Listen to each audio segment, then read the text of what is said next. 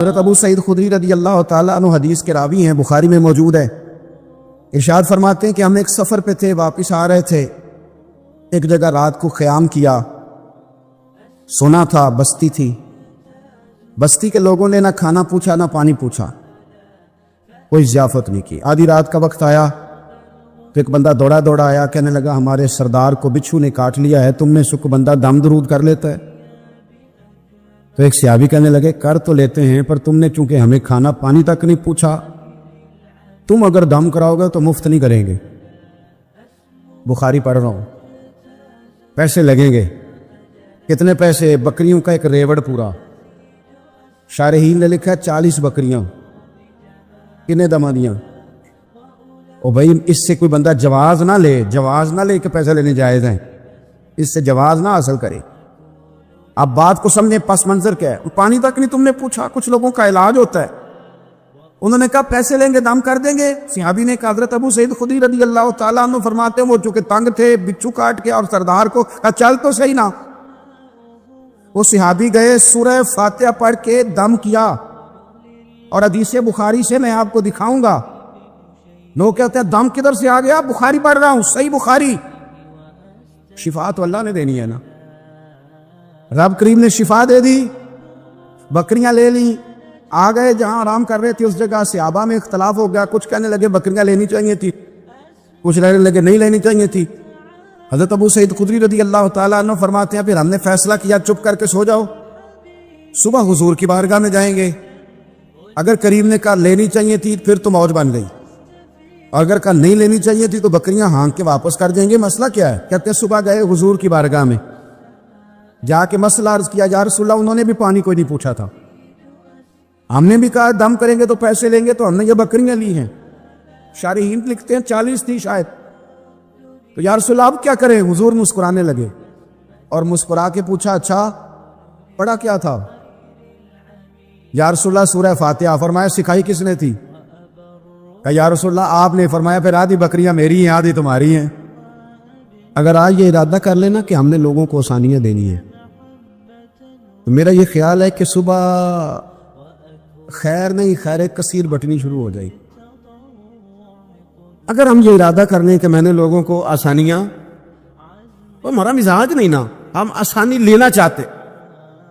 اگر ہم بحیثیت مسلمان تھوڑی تھوڑی خدمات سر انجام دینا لگے، تھوڑا تھوڑا سوچنے لگے، لیکن رسول کریم کی سوچ مبارک کیا ہے؟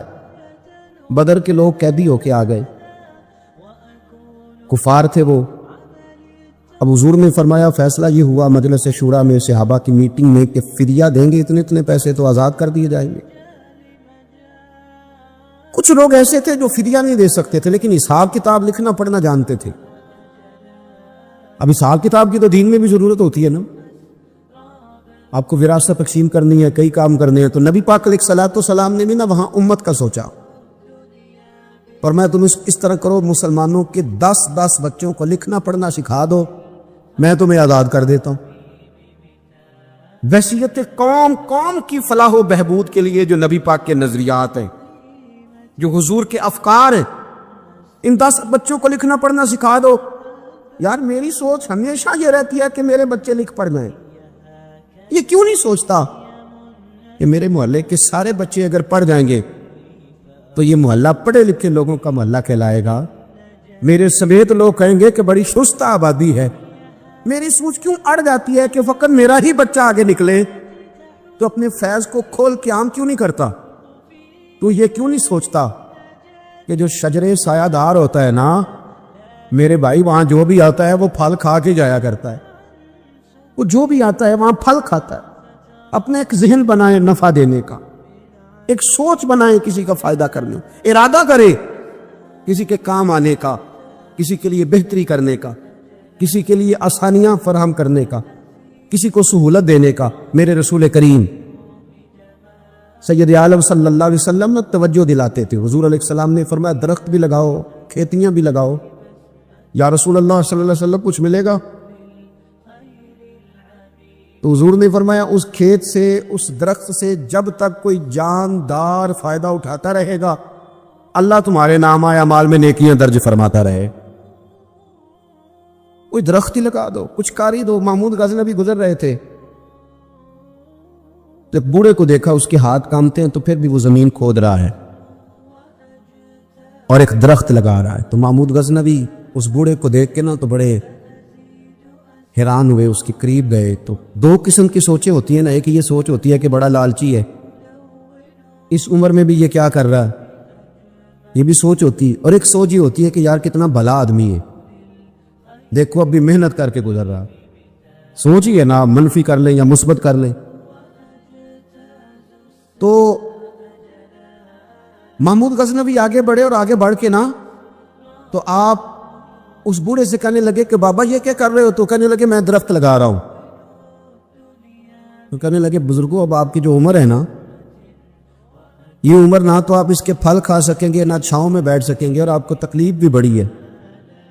تو بابا جی محمود کو جانتے ہی نہیں تھے, پلٹ کے کہنے لگے بیٹا چلو میں نہیں پھل کھاؤں گا تو میرے پوتے تو کھائیں گے نا, میرے نواسے تو کھائیں گے نا.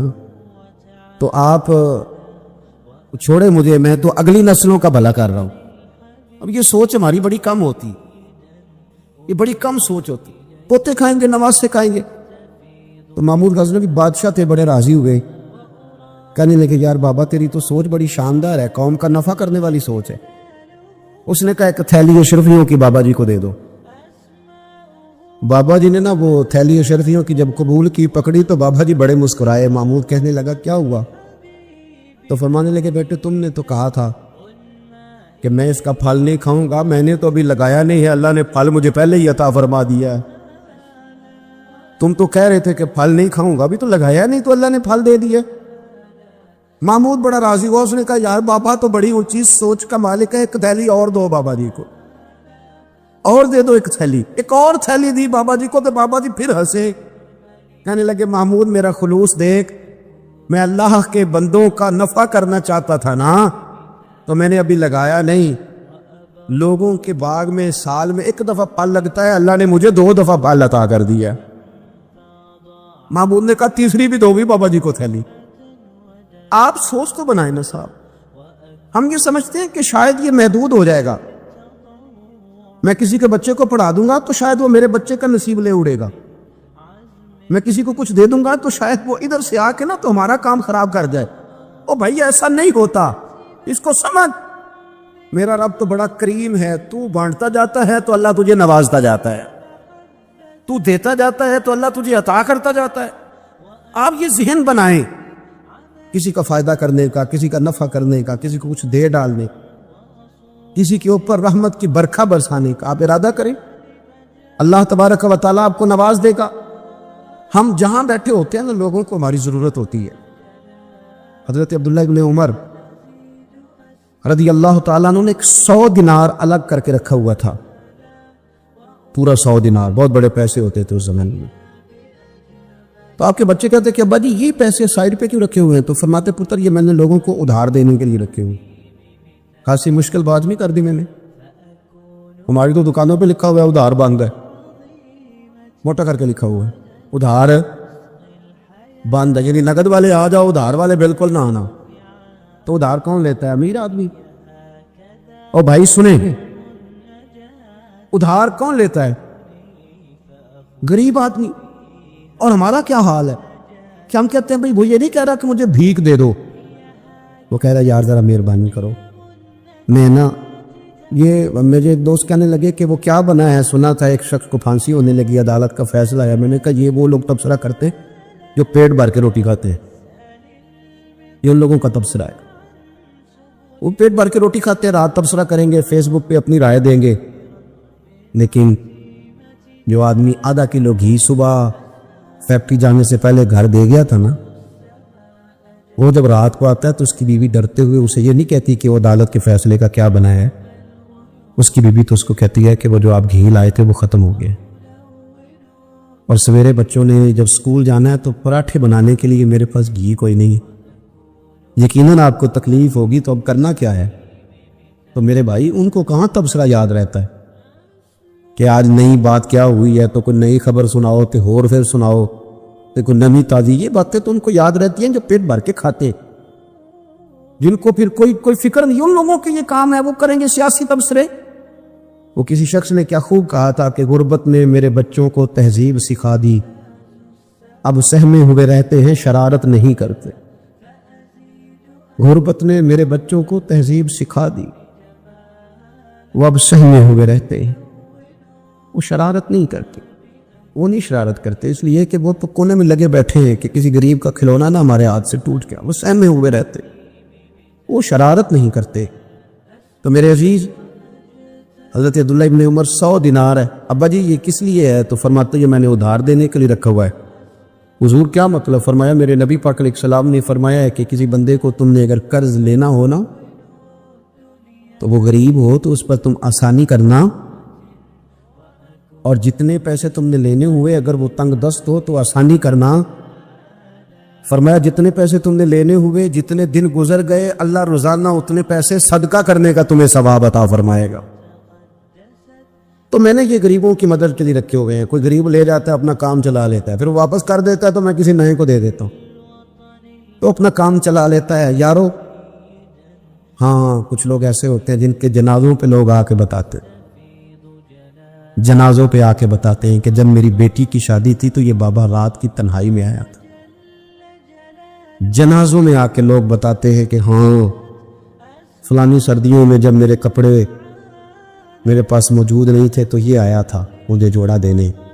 اور پھر لوگ بہت بڑے پروفیسر، لیکچرار، عالم فاضل آ کے بتاتے میرے پاس کتابوں کے پیسے کوئی نہیں ہوتے تھے، اور یہ مرد کلندر تھا جو ہر امتحان سے پہلے آتا تھا اور آ کے مجھے کہتا تھا کہ یہ پیسے رکھ لو، کوئی نہیں میں لے لوں گا، واپس ہو جائے گی۔ یار آپ کسی کو آسانی دینے کا ارادہ تو کریں۔ مسلم شریف کی حدیث ہے، میرے رسول کریم سید عالم صلی اللہ تعالیٰ علیہ وسلم نے ارشاد فرمایا کہ تاجر قیامت میں اللہ کی بارگاہ میں کھڑا کیا جائے گا تو اللہ فرمائے گا جاؤ میں نے تمہیں جنت دے دی، جاؤ جنت میں۔ تو پتہ تو سارا ہے نا سردار نے کیتی ہیں، تو وہ اللہ کے حضور حاضر ہو کے عرض کرے گا مالک میں تو اپنی خطائیں جانتا ہوں کتنی زیادہ ہیں، اللہ میں تو مستحق نہیں تھا، تو میرے مالک یہ جو کرم ہوا ہے اس کا سبب پوچھ سکتا ہوں؟ سبب کیا ہے اس کرم کا، اس رحمت کا؟ تو رب کریم ارشاد فرمائیں گے کہ جب تم نے دکان پہ جو سیل مین رکھے ہوئے تھے، جب تم ان کو بھیجتے تھے لوگوں سے پیسے لانے کے لیے، کیا ریکوری کرنا کہتے کہ گرائی بھی عقید ہے، تو وہ جب تم بھیجتے تھے لوگوں کو وہ کیا کہہ کے بھیجتے تھے؟ ذرا بتاؤ تو صحیح، تاجر ہے، سادہ آدمی ہے، تو وہ کہتا ہے اللہ میرے دل میں تیرے بندوں کا بڑا خیال تھا تو میں یہ کہہ کے بھیجا کرتا تھا کہ جس کے پاس ہوئے اسے لے لینا، اور جو تنگ دست ہوا نا اسے تنگ نہ کرنا، اگلی دفعہ لے لیں گے۔ تو رب کہیں فرمائے گا تو میرے بندوں پہ آسانیاں کرتا تھا تو میں تیرے اوپر آسانی نہ کروں؟ یہ مسلم شریف کی حدیث ہے، میں آسانی نہ کروں؟ وہ تیرا یہ لفظ کہ جو تنگ دست ہے اسے وسعت دے دو، کوئی نہیں کل پرسوں ترسوں آ جائے گے، فرمایا بس اسی کی برکت سے آج میں نے تجھے جنت دینے کا ارادہ کر لیا۔ میں کبھی کبھی محسوس کرتا ہوں ہمارے احساسات میں تیزی کے ساتھ تنگی آئی، سوچ کا دائرہ کار محدود ہوا، محدود۔ یہ ہم تھوڑے سے مذہبی لوگ ہیں نا، ہر آدمی کا اپنا شعبہ ہوتا ہے، آپ کا بھی شعبہ ہوگا۔ لوگ کہتے ہیں حضرت جی ٹائم دے دے، سیالکوٹ میں فلانی جگہ پہ محفل کرنی ہے، تو میں کہتا ہوں کہ یار وہاں محفل ہوتی ہے وہیں آ جانا، کہتے نہیں ہم نے اپنی کرنی ہے، تو میں کہتا ہوں وہ کس کی ہے؟ یعنی وہ جو آپ نے اپنی کرنی ہے، یعنی اس مسجد میں آپ آئے تھے تو اب آپ اس مسجد میں بھی آئیں، تو صاحب میں آپ کے محلے میں آتا جی وہ مسجد جو تھی نا وہ جنوب والی تھی، اب شمال والی میں ٹائم دے، وہ ان کی مسجد میں آپ آئے تھے، فلانے علامہ صاحب کی ہماری تو نہیں آئے۔ اور میں نے کہا یار بس کرو، مسجدیں بھی اب تقسیم ہونے لگ گئی ہیں، یہ بھی تقسیم ہوگی کہ وہ اس کی اور یہ اس کی ہے۔ یعنی آپ اندازہ کریں کہ ہماری یہ سوچ ہے کہ اس میں بھی کہیں کوئی ایسا عنصر نہ ہو کہ کوئی اجتماعیت کہیں نظر آ جائے، اور یار ایسے تو نہ کرو، یہ ایک مذہبی اجتماع ہوتا ہے، اس کے اندر بھی لوگ کہتے ہیں کہ انتظامیہ دعوت دے گی، یہ کس کے دین کا کام ہو رہا ہے؟ اللہ اور اس کے رسول کے؟ تو اس کی انتظامیہ کچھ 6 بندوں پہ مشتمل ہونی چاہیے کہ ساری امت انتظامیہ ہونی چاہیے؟ لیکن ہم نے نا یہاں بھی تقسیم کر لی، یہاں بھی گروہ بندی کر لی، یہاں بھی ہمارا مزاج اور طرح کا بن گیا۔ اگر آپ کا دل بڑا ہو جائے، تھوڑا اللہ کے بندوں کو آسانی دے، میں کہا کرتا ہوں جنت بہت بڑی ہے میرے بھائی، مہربانی کر ذرا دوسرے کو بھی جگہ دے، وہ بھی جنت میں داخل ہو جائے۔ وہ بڑی وسیع ہے، تو تھوڑی مہربانی کر، اتنا محدود نہ کر اس کو، تھوڑی سی نا آسانی کر۔ اللہ بڑا کریم ہے، جگہ دے انشاءاللہ تعالیٰ۔ جو کسی اور کا مرید ہے وہ بھی جنت میں جائے گا اللہ کی فضل، وہ بھی جائے گا، پر تھوڑی گنجائش دے، محل دے کے وہ بھی جائے گا۔ نے تو بڑا محدود کر کے رکھا ہوا، میرا خیال ہے مشکل سے 25-30 لوگ ہیں اگر ہم جانے تو اپنے محلے میں سے، باقی تو سب کے لیے ہم نے بین کر دیا۔ خدا را یوں نہ کرے، اس سے دقت ہوگی۔ داتا گانی بخش علی حجویری رحمت اللہ تعالی علیہ کشف المعجوب میں فرماتے ہیں کہ ایک شخص نہ پہاڑ کی چوٹی پہ عبادت کرتا تھا، تو لوگ اس سے ملنے کے لیے جایا کرتے تھے، تو رستے میں نا ڈھلان بڑی سخت تھی، لوگ اس کے اوپر سے جب چڑھ کے جاتے نا تو اکثر لوگ گر جاتے۔ اس کے دل میں ایک دن خیال آیا کہ یہ ڈھلان نہ ہوتی تو کیا ہوتا، تو رب کریم نے اس وقت کے پیغمبر علیہ السلام کو وہی فرمائی کہ اسے کہو تو میری تخلیق پہ اعتراض کرتا ہے، نہ ہوتا تو کیا ہوتا؟ فرمایا اسے کہہ دو کہ تیرا نام میں نے اپنے نیک بندوں کی صف سے کاٹ کر نافرمانوں کی صف میں لکھ دی، وہ کہہ دو۔ اللہ کے نبی نے پیغام دیا تو وہ سجدے میں گر گیا۔ وہ تجھے کیا ہوا؟ کہنے لگا حضور آپ نے کہا ہے نا کہ اللہ نے میرا نام لیا، میں کہاں اور میرے رب نے میرا نام لے لیا ہے حضور۔ چلے میں تو سمجھتا تھا میں کسی کھاتے میں نہیں، اللہ نے میرا نام لے لیا، یعنی میرا نام، اسے تو وجد ہو گیا۔ وہ پیغمبر کی بارگاہ میں عرض کرنے لگا حضور آپ میرا پیغام اللہ کے حضور عرض کر دیں گے؟ کہا ہاں میں کہہ دوں گا۔ تو وہ عرض کرتا ہے حضور اللہ کی بارگاہ میں یہ عرض کیجئے کہ یا اللہ میرے لیے جہنم کا فیصلہ تو ہو ہی گیا ہے، لیکن مالک میرا دل کرتا ہے کہ میرا وجود اتنا بڑا کر دے، اتنا بڑا کر دے، تو قادر ہے اتنا بڑا کر دے کہ ساری دوزخ میں میں ہی پورا آ جاؤں۔ اللہ میرا دل نہیں کرتا تیرا کوئی اور بندہ جہنم میں جائے، میری طبیعت نہیں مانتی کہ تیرے محبوبوں کا کلمہ پڑھنے والے، تیرے نبیوں کا کلمہ پڑھنے والے دوزخ میں چلے جائے۔ اللہ تو ساری دوزخ میرا وجود بڑا کر کے نا تو بھر دے۔ آواز قدرت آئی، نبی سے فرما دیجئے کہ یہ اگر میرے بندوں سے اتنا پیار کرتا ہے تو میں اس سے پیار نہ کروں؟ اسے کہہ دیجئے اس کے گناہ بھی بخش دیے، اسے ولیوں میں بھی شامل کر لیا، اور قیامت میں یہ جس کی سفارش کرے گا اللہ سب کو جنت عطا کر دے گا۔ پر یہ ہے کہ پروگرام ہی نہیں ہے۔ حضرت خواجہ حسن بصری رضی اللہ تعالیٰ عنہ یہ حضرت علی کے شاگرد ہیں، مولا علی شیر خدا کے شاگرد ہیں، اور ایک روایت ایسی بھی ملتی ہے کہ بچپن تھا ان کا تو نبی پاک کے گھر چلے جاتے تھے، تابعی ہے، بہت چھوٹے تھے جب حضور کا وصال ہوا، صحابہ کے شاگرد ہیں۔ ایک دفعہ حضرت ام سلمہ کہتی ہیں کہ نبی پاک صلی اللہ علیہ وسلم کا بچا ہوا پانی پڑا تھا تو وہ بھی حضرت حسن بصری اٹھا کے پی گئے، یعنی حضور علیہ السلام کا جھوٹا پینے کا بھی اللہ نے انہیں لعاب دہن شدہ پینے کا بھی بڑے صاحب بصیرت تھے۔ ایک بہت مالدار 30 سال کا نوجوان آ گیا، عبد الواحد زید، حضور میں نے مرید ہونا ہے۔ آپ نے فرمایا تو میرا بھائی بن جا، مجھ سے دین سیکھ، مرید ہو کے کیا کرے گا؟ کہنے لگا حضور میں باریکی تک پہنچ گیا ہوں، بھائی تو شریک ہوتے ہیں، تو مجھے بھائی نہ بنائے، مجھے غلام بنائے۔ تابع داری وہی کر سکتا ہے جو غلامی کرے، بھائی تو شریک ہوتے ہیں، وہ تو مقابلہ کرتے ہیں، غلام بنائے۔ حضرت حسن بصری، حضرت عبد الواحد بن زید رحمۃ اللہ علیہ فرماتے ہیں میں کروڑ پتی تھا، ہیرے جواہرات کا ٹھکانہ ہی نہیں تھا۔ تو حضرت حسن بصری رحمۃ اللہ علیہ فرمانے لگے تیرا میرا سٹیٹس ایک نہیں، تو میرا غلام کیسے بنے گا؟ تیرے گھر میں تو خود 20 غلام ہے، تیرا میرا سٹیٹس نہیں، میں غریب آدمی ہوں، ایک وقت کھا لیتا ہوں، 2 وقت بھوک کاٹ لیتا ہوں، تو شہزادہ ہے، سٹیٹس نہیں بنے گا۔ عبد الواحد بن زید گھر گئے، اپنے غلاموں کو کھڑے کھڑے آزاد کر دیا، رشتہ داروں کی لسٹ بنائی، سب کو دعوت کھلائی، جو گھر کے اندر مال دولت تھا ان میں بانٹ دیا، باقی پڑوسیوں کو دے دیا، جو کپڑے پہنے ہوئے تھے وہ بھی اتار کے صدقہ کیے، ٹاٹ کا لباس پہن کے حضرت حسن بصری کے سامنے آ کے کھڑے ہوئے۔ خواجہ حسن بصری نظر اٹھائی، کہا اچھا یہ حال کیسے ہو گیا؟ کہا حضور ہر شے بیچ آیا ہوں۔ کہا کیوں؟ فرمانے لگے آپ نے کہا تھا تیرا میرا سٹیٹس نہیں، اب تو ایک ہو گیا ہے نا، اب تو سٹیٹس ایک ہو گیا نا، اب غلامی ملے گی؟ آپ نے فرمایا 3 شرطوں پہ قائم رہنا، 3 شرطوں پہ۔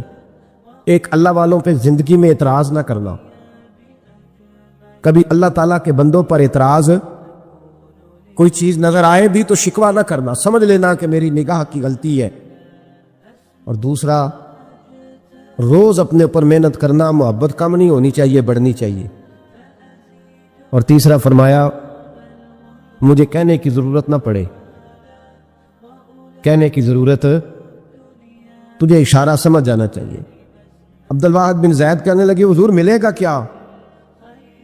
آپ فرمانے لگے یہ تیرا مطالبہ بھی غلط ہے، وہ تو بعد کی بات ہے، ملتا کیا ہے؟ غلامی میں آ گئے۔ فرماتے ہیں 30 سال نوکری کی حضرت کی، 30 سال۔ لوگ کہنے لگے بابا پھر ملا کیا؟ فرمانے لگے تم نے بھی مطالبہ غلط کیا ہے، یہی تو میں کر بیٹھا تھا۔ کہا ملا کیا؟ آپ فرمانے لگے میرا اس وقت حال یہ ہے کہ لوگ دعا کر کے رب سے لیتے ہیں، میں دعا نہیں کرتا، ابھی میں سوچتا بھی پورا نہیں، میرا رب وہ چیز پہلے مجھے عطا فرما دیتا۔ اب بغداد کے لوگ کہتے ہیں بغداد میں قحط پڑ گیا، بارش نہیں ہوتی تھی، بارش نہیں ہوتی تھی۔ کٹھے ہو کے سارے گئے، آپ بغداد آئے ہوئے تھے، کٹھے ہو کے لوگ گئے، کہا حضور بارش نہیں ہوتی، مہربانی فرمائیں۔ تو کہتے ہیں لوگ آ کے بیٹھے ہیں میرے پاس، بارش کی دعا کر دیں۔ حضرت عبدالواحد بن زید کہنے لگے اے اللہ تجھے پتہ یہ میرے دروازے تک آگے پہنچ گئے، ابھی تک بارش نہیں آئی، اور لفظ پتہ کیا ہے؟ کہنے لگے تجھے واسطہ میری اس عقیدت کا جو مجھے حضرت حسن بصری کے ساتھ ہے، اس عقیدت کا واسطہ، مجھے رسوا نہ کر۔ انہیں بھیجا کیوں تھا اگر برسانی نہیں تھی؟ دعا دیکھیں محبت کے رنگ میں دعا ہو رہی ہے، واسطہ بھی محبت کا دیا جا رہا ہے۔ بغداد کے لوگ کہتے ہیں بس حضرت کے جملے بھی پورے نہیں ہوئے، رب کریم نے بارش عطا فرما دی، جملے بھی پورے نہیں ہوئے، اللہ نے بارش دے دی۔ محبت، پیار سال میں ایک دفعہ حج ہوتا ہے، اور میرے نبی پاک علیہ السلام نے فرمایا تو خوش ہو کے محبت سے ماں باپ کا چہرہ دیکھ، اللہ کامل حج کا ثواب عطا کرے گا۔ یا رسول اللہ اگر 100 دفعہ دیکھوں تو فرمایا 100 دفعہ حج کا ثواب۔ تو سال کے بعد حج ہو تو اگر دن میں 100 دفعہ ہو جائے تو زیارت افضل ہوئی کہ عبادت افضل ہوئی؟ نبی پاک صلی اللہ علیہ وسلم نے فرمایا النظر الی وجہ العالم عبادہ، اگر تو کسی عالم کے چہرے کو دیکھتا بھی رہے تو رب تجھے اپنی عبادت کا درجہ عطا فرمائے گا۔ تو کر تو آپ زیارت رہے ہیں، ثواب کس بات کا مل رہا ہے؟ تو یاد رکھ لیں محبت میں کمزوری نہیں ہونی چاہیے، محبت جس کی کمزور ہو گئی ختم ہو گئی۔ ایک منٹ کے لیے بھی اپنے اوپر یہ یاد رکھے، وہ کہا تھا حضرت سلطان باؤ نے جو دم غافل سو دم کافر، یاد رکھ۔ عقیدتوں میں جب لچک آتی ہے نا، جب کمزوری پیدا ہونے لگتی ہے، کمزوری، پھر رشتے سہاروں کے محتاج ہونے لگ جاتے ہیں، پھر رشتے سہاروں کے محتاج ہوتے ہیں، پھر گفتگو کے محتاج ہوتے ہیں، سمجھانے کے محتاج ہوتے ہیں، پھر توجہ دلانے کے، اور جب رشتے سہاروں کے محتاج ہوتے ہیں تو پھر رشتے بے ساکھیوں والے ہو جاتے ہیں اور لنگڑے ہو جاتے ہیں، پھر ان کا حسن ضائع ہو جاتا۔ اقبال نے کہا تھا نہ وہ حسن میں رہی شوخیاں، نہ وہ عشق میں رہی گرمیاں، نہ وہ غزنوی میں تڑپ رہی، نہ وہ خم ہے زلف ایاز میں۔ وہ کیفیت نہیں رہتی جس کو کہنا پڑا، بتانا پڑا، سمجھانا پڑا۔ اس نے تو بیساکھی مانگی ہے، بیساکھیاں نہ مانگے، اپنی محبت کو دوام دے، روز نئے سے نیا زاویہ۔ کسی نے حضرت ابو بکر صدیق رضی اللہ تعالیٰ عنہ کے بارے میں بڑا خوبصورت جملہ لکھا ہے، انہوں نے لکھا ہے قریب رہنے والے کی محبت کم ہوتی ہے۔ یار کتنا بندہ قریب رہ سکتا ہے، حد ہوتی ہے نا۔ کہنے لگے یہ عجیب شخص ہے، ہمیں عجیب نسخہ بتا گیا ہے۔ کہتے ہیں قریب رہنے سے محبت کم نہیں ہوتی، بلکہ محبت تو تب بڑھتی ہے کہ بندہ قبر میں بھی ساتھ اکٹھا ہو جائے۔ وہ جاتی دفعہ مزار کا بھی ساتھ لے کر اپنے اوپر رب رسول کی محبت کا رنگ چڑھائیں، اور اس رنگ پہ مضبوطی ڈالیں۔ اور کچا رنگ للاری والا جڑا چڑھدا لیندا رہندا، عشق تیرے دا رنگ محمد چڑھ جائے پھر نہیں لیندا، کام سارے ہی ہو جاتے ہیں۔ لیکن جو محبت ہے نا، ہمارے سلاسل طریقت میں 3 چیزیں ضروری ہیں، ایک محبت، دوسری عقیدت، تیسرا ادب۔ یہ 3 چیزیں جتنی جتنی پختہ ہوتی جاتی ہیں، فیض کے دروازے اتنے زیادہ کھلتے جاتے ہیں۔ فیض کس کو کہتے ہیں؟ یہ بھی سن لیں، فیض کا مطلب یہ ہوتا ہے کہ میری طرف میرے پیر کی کتنی توجہ ہے، خدا کی کتنی توجہ ہے، اور محمد مصطفیٰ کی کتنی توجہ ہے صلی اللہ علیہ۔ میں کس قدر توجہ کرا پایا ہوں، ان کا کرم میری جانب کتنا ہے۔ محبت والے پہ توجہ کتنی ہے؟ محبت والے پہ تمام صحابہ کو میرے نبی پاک صلی اللہ علیہ وسلم نے فرمایا میرا ابو بکر اس طرح ہے کہ میں ابو بکر میں سے ہوں، ابو بکر مجھ سے ہے۔ عمر کو دیکھ کے شیطان رستہ بدل جاتا ہے، عثمان سے فرشتے حیا کرتے ہیں، جس کا میں مولا اس کے علی بھی مولا۔ فضیلت بیان کی، ان تمام صحابہ نے عمل کیے ہیں، بدر میں گئے، احد میں گئے، خندق میں گئے، حنین میں گئے، ان کے اعمال ہیں۔ حضرت ویسے کرنی رضی اللہ تعالیٰ عنہ کا کوئی اس طرح کا عمل نہیں، نہ تبلیغ میں، نہ جہاد میں، نہ کسی اور جگہ۔ مجبوری بڑی تھی، یہ سارے عمل اس لیے۔ اب یہاں کوئی بندہ یہ ترجمہ نہ کر لے کہ جی عمل نہ کرو، خالی محبت کرو۔ ان کی مجبوری تھی، ان کی والدہ علیل تھی تو ان پر پابندی تھی حضور کے حکم کی، وہ آئے نہیں، لیکن محبت جوش پہ تھی تو محبوب نے باقیوں کا اجر بیان فرمایا۔ کرن کی طرف منہ کر کے حضور نے اپنے گریبان مبارک کے بٹن کھول لیے اور ٹھنڈی ٹھنڈی آہیں بھرنے لگے۔ یا رسول اللہ کیا ہوا؟ فرمایا ادھر میرا ایک دیوانہ رہتا ہے تو وہاں سے مجھے ٹھنڈی ہوائیں آتی ہیں۔ محبت کا اجر ہے، محبت کا اجر۔ جو عمل کرنے والے تھے ان کو حضور نے ثواب بتلایا ہے، ثواب بتلایا، اور پھر اس محبت کرنے والے کا اجر بیان کیا۔ اس کا یار اتنا اجر رکھ دیا، اتنا اجر رکھ دیا۔ جو محبت کرنے والے تھے ان کا اجر کیا بیان کیا؟ حضور نے فرمایا علی اور عمر میرا جبہ لے کر کے جائیں۔ حضرت عبد الرحمن ابن عوف جیسے لوگ جو عشرہ مبشرہ میں سے ہیں، وہ منتیں کر رہے ہیں کہ حضور کا کرتا مل جائے، کرتا۔ یہاں لوگ بھاگ رہے ہیں کہ نبی پاک صلی اللہ علیہ وسلم کے وضو کے بچے ہوئے پانی کا تھوڑا سا حصہ مل جائے۔ ایک منہ مبارک کے لیے صحابہ تڑپ رہے ہیں کہ ایک بال مبارک، منہ مبارک نصیب ہو جائے۔ اور وہ جو محبت کرتے ہیں اور دور رہتے ہیں، ان کو میرے مصطفیٰ نے فرمایا میرا جبہ لے جاؤ۔ اور ڈیوٹی کس کی لگائی؟ فرمایا علی جائے اور عمر جائے، دے کے آئے۔ خشک لوگ زندگی گزارنے لگے ہیں، محبت کا سوتا ہی خشک ہو گیا ہے۔ موٹا موٹا سا عمل، موٹی موٹی سی بات کرو۔ تمام صوفیاء نے اپنی زندگی لگائی اس کام پہ دی ہے۔ وہ کہتے ہیں تیری عبادت ناقص ہو کے بعض اوقات واپس لوٹ آتی ہے، ضائع ہو جاتی ہے۔ محبت ناقص نہیں ہوا کرتی۔ محبت میں تو کوئی گناہگار بھی ہو جائے تو میرے رسول فرماتے ہیں غلطی ہو گئی تو کیا ہوا، خدا سے بھی پیار کرتا ہے، محمد مصطفیٰ سے بھی پیار کرتا ہے۔ محبوب تو دیکھیے نا، صحابی ہیں حضور سے پیار کرنے والے، شراب پی بیٹھے، بخاری مسلم پڑھیے، شراب پی لی، خود در رسول پہ آئے، یا رسول اللہ غلطی ہو گئی معاف کر دے۔ کیا ہوا؟ شراب پی لی ہے، بھول گیا تھا، بچپن سے پیتا آ رہا تھا۔ حضور نے فرمایا منہ سونگو۔ سونگا تو کہا حضور بدبو تو آ رہی ہے شراب کی۔ فرمایا باہر لے جاؤ، کوڑے مارو۔ صحابہ کہتے کوڑے لگ رہے تھے اور اندر نبی پاک بے چینی کے عالم میں ٹہل رہے تھے، بے چینی کے عالم۔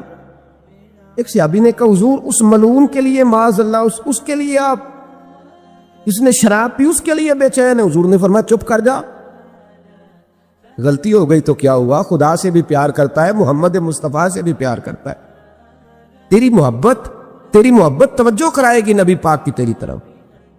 جو محبت، عقیدت، ادب، وفا، جذبہ، حسن، تازگی، روحانیت، یہ سارے ایک معنی کے سارے الفاظ ہیں، ان کا مفہوم ایک نکلتا ہے۔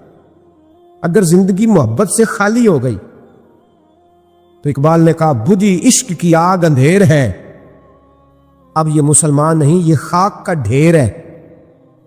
اقبال کہتے ہیں اب تو ڈھیر ہے، کسی وقت بھی کوئی ہوا آئے گی تجھے اڑا کے لے جائے گی۔ تیرے اندر طاقت اور وزن اتنی دیر رہے گا جتنی دیر رسول اللہ کا پیار تیرے دل میں زندہ رہے گا، جتنی دیر محبت تیرے دل میں۔ ہمارے صوفیاء نے پیار ہی تو سکھایا ہے ہمارے صوفیاء نے محبت ہی تو سکھائی ہے، ہمارے اہل اللہ نے پیار ہی تو سکھایا ہے، اتنا پیار کہ حضرت امیر خسرو رو ہی پڑے، اور حضرت خواجہ نظام الدین رحمت اللہ علیہ سے کہنے لگے محبوبہ جنت میں تو پتہ نہیں کب جانا ہے، کس وقت کے بعد جانا ہے میرا نہیں گزارا، تو اپنے رب سے دعا کر کہ مجھے اتنی گنجائش مل جائے کہ میں قبر میں بھی آپ کے ساتھ ہی دفن ہو جاؤں، پتہ نہیں کب قبریں کھلیں گی، کب دوبارہ رشتہ قائم ہوگا وہ والا۔ تو بھائی یہ جو پیار ہوتا ہے نا یہ توانائی دیتا ہے، محبت جگا دیتی۔ بغداد میں 20 لاکھ آدمی قتل کروایا اس نے، 20,000 نہیں، میں نے کہا ذمہ داری سے حوالہ دو، کتنے لوگ بولیے؟ 16 لاکھ آدمی اس نے تلوار سے مروایا۔ لوگوں نے نا زیر زمین تہ خانے کھودنے شروع کر دیے، 4 لاکھ آدمی تہ خانوں میں چھپ گیا اور چن چن کے مسلمان مارتا تھا۔ جب ہلاکو کسی نے بتایا نا 4 لاکھ بندے چھپ گئے، اس نے نہروں کے بند توڑوا دیے، دریاؤں کے بند توڑوا دیے، پانی زیر زمین چلا گیا، 4 لاکھ آدمی ڈوب کے مر گیا، 20 لاکھ آدمی مروایا۔ ایک دن ایک علاقے میں گھوم رہا تھا، لیمو کھانے کا بڑا شوقین تھا، بازار میں گیا تو ایک لیمو خریدا۔ اس نے دیکھا کہ بازار میں بوڑھے بچے جوان خریداری کر رہے ہیں، تو کہنے لگا ابھی بھی اتنے مسلمان زندہ ہیں، بناؤ ان کی لائنیں، قتل کرنا ہے۔ 3 لائنیں بن گئی، ایک بوڑھا آدمی بھی لائن میں آ گیا، لیمو کھا رہا ہے، اس کو ہلکا ہلکا چوستا ہے، گھوڑے پہ بیٹھا ہے، قتل کرا رہا ہے لوگوں کو۔ ایک بابا جی پہلی صف میں تھے، جب پہلی صف قتل ہونے لگی بابا جی پچھلی صف میں دوڑ کے ہو گئے۔ ہلاکو خان ہنس رہا ہے اس کو دیکھ کے، معاذ اللہ، جب بندہ ہوتا ہے نا کسی منصب پہ پھر وہ مذاق اڑاتا ہے دوسروں کا۔ بابا دوسری صف میں آیا تو ہلاکو خان نے وہ بھی قتل کرائی، تو بابا دوڑ کے تیسری صف میں، آخری صف کے کونے پہ جب بابا کھڑا ہو گیا نا تو سارے بندے مر گئے۔ بابے کو قتل کرنے لگا جلاد، ہلاکو کہنے لگا ٹھہر جا، کہنے لگا بابا تو تیسری صف میں آیا تھا، تیرا کیا خیال تھا بچ جائے گا؟ بابا کہنے لگا خیال نہیں، میرا یقین ہے کہ میں بچ جاؤں گا، میرا شرط یہ ہے کہ یقین ہو اندر، شرط یہ ہے کہ ہنس کے کہنے لگا ہلاکو خان کیسے؟ تو بابا کہنے لگا اگر اللہ چاہے تو بچ سکتا ہوں، اگر اللہ چاہے تو میں، بہت سارے لوگ ہیں ڈاکٹر لکھ کے دے دیتے ہیں نہیں بچے گا، وہ بچ جاتا ہے کیونکہ بچانے والا اللہ ہے، اگر اللہ چاہے تو بچ جاؤں گا۔ تو ہلاکو کہنے لگا کیسے؟ جب ایسے کیا نا، کیسے ایسے کیا نا تو لیمبو ہاتھ سے گر گیا۔ وہ بچے پلیئر نہیں ہوتے، وہ گیند گنتی ہے تو چھلانگ لگا کے پکڑ لیتے، وہ بڑا گھوڑ سوار تھا، نیزہ باز تھا، چھلانگ لگائی لیمبو کیش کرنے کے لیے۔ کیسے تو کیسے بچے؟ یوں ہاتھ گھمایا، لیمبو گرا تو چھلانگ لگائی، نیچے جھکا، جب نیچے جھکا نا تو گر گیا گھوڑے سے، جو پیر تھا وہ گھوڑے کی رکاب میں الجھ گیا، گھوڑا ڈر کے دوڑ گیا، جب گھوڑا دوڑا تو زمین پر زور زور سے سر لگنے لگا، سپاہیوں کہتا دوڑو اس کو پکڑو، سپاہی بھی دوڑے پر گھوڑا قابو